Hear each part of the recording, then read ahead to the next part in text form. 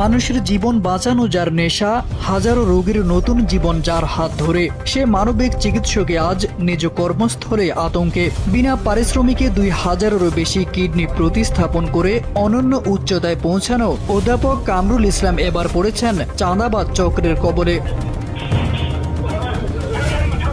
দেশের খ্যাতিমান শল্য চিকিৎসক ও ইউরোলজিস্ট অধ্যাপক কামরুল ইসলাম রাজধানীর শ্যামলীতে প্রতিষ্ঠা করেছেন centre for kidney diseases and urology CKD হাসপাতাল। প্রায় 19 বছর ধরে তিনি অসহায় রোগীদের জন্য বিনামূল্যে কিডনি প্রতিস্থাপন করে আসছেন। তার পরিচালিত অস্ত্রোপচারের সাফল্যের হার 95%-এরও বেশি।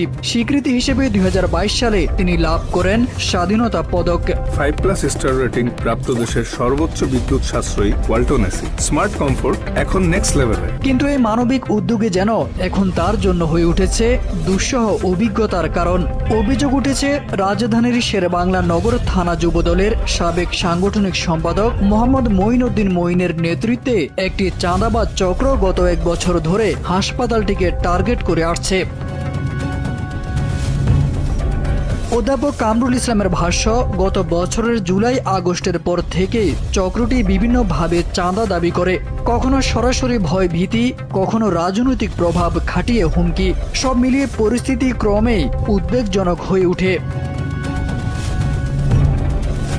গণমাধ্যমে প্রকাশিত সিসিটিভি ফুটেজে দেখা যায় এক ব্যক্তি হাসপাতালের ভেতরে ঢুকে কর্মরত একজনকে বারবার ধমক দিচ্ছেন এবং নিজেকে যুবদল নেতা হিসেবে পরিচয় দিচ্ছেন।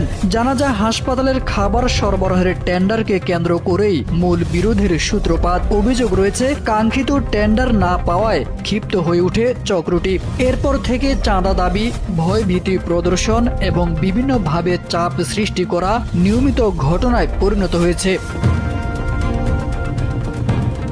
একজন নিবেদিত প্রাণ চিকিৎসক, যিনি নিজের জীবনের বড় একটি অংশ উৎসর্গ করেছেন মানুষের সেবায়, তার এমন পরিস্থিতিতে পড়া শুধু উদ্বেগজনকই নয়, বরং সমাজের জন্য এক গভীর বার্তা বহন করে। তারেক আজিজ খান, NPB।